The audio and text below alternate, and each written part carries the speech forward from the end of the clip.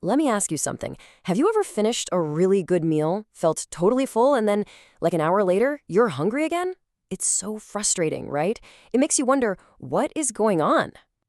Well, let's dive right into that, because there's usually a very real, very biological reason for that feeling. We're going to uncover the hidden culprit behind that nonstop hunger and, the frustrating weight gain that often comes with it. And it all boils down to one thing: how our bodies handle energy. So, here's our game plan. First, we'll talk about that feeling of constant hunger. Then, we'll reveal the hidden cause behind it. After that, we'll break down how a super important hormone, insulin, is supposed to work. From there, we'll look at the warning signs your body sends out. And finally, we'll talk about the really important link to diabetes. All right, so let's kick things off with part one, the constant hunger. We're talking about that vicious cycle of eating a meal but just never feeling truly deeply satisfied. It's baffling. I bet this sounds super familiar. It's that little voice in your head that just goes, wait a minute, I just ate. This makes no sense. But here's the thing. This isn't about a lack of willpower. It's a biological signal that something's a little off. So what is that something? Let's get to it. Time for part two, where we pull back the curtain. We're about to reveal the hidden cause and introduce the absolute key player in this whole story. And here's the term: insulin resistance.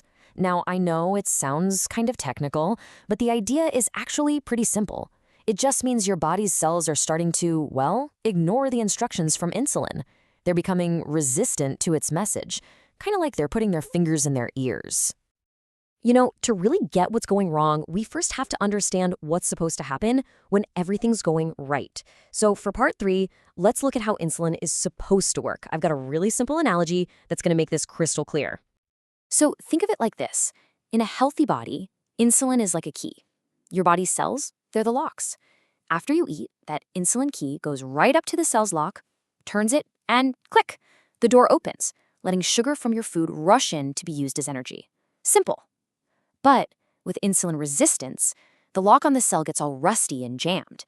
The key, the insulin, is still there, but it struggles and jiggles and just can't get that door open. So what happens? All that amazing energy-giving sugar is left stranded outside the cell, floating around in your blood with nowhere to go. So what happens when those locks stay rusty? Well, this whole problem doesn't happen in secret. It causes real physical symptoms. For part four, let's connect the science of that rusty lock to the warnings your body might be sending you every single day. Okay, so how does this actually show up? First, that constant hunger we talked about. It makes perfect sense now, doesn't it? Your cells are literally starving for fuel they can't get, so they're screaming at your brain to eat more. Second, that stubborn belly fat. All the sugar that's locked out of your cells has to go somewhere, so your body just packages it up and stores it as fat, and a favorite spot is right around the middle. And finally, that lack of focus. Brain fog. Your brain is an energy hog. It needs a ton of fuel. When it's being starved because the locks won't open, your ability to concentrate just tanks. And now for our final and maybe most important section. This whole thing isn't just about day-to-day discomfort. Recognizing these signs is so critical because of where this path can lead. Let's talk about the long-term stakes, the link to diabetes. Let's be really, really clear here.